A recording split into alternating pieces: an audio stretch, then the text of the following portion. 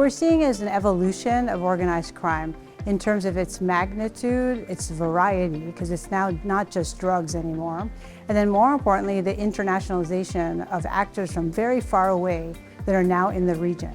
We have all these European mafias, the Chinese triads that are involved, and that's creating a huge challenge in terms of understanding who our adversaries are, and then more importantly, the nature, the changing nature of the types of illicit activities they're involved in.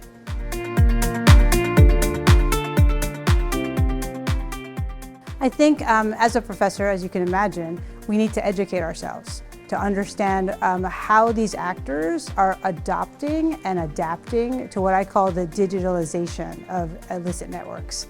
What we're seeing now is that, what we call the cyber-physical world is becoming a greater challenge. So historically, you could trade drugs physically, person to person, and in the real world. But now you see this advent of cyber as the new domain that's actually creating a force multiplier for all types of crime that we used to be able to measure and understand, but since it takes place in cyber, it's harder to understand and then more importantly, harder to counter.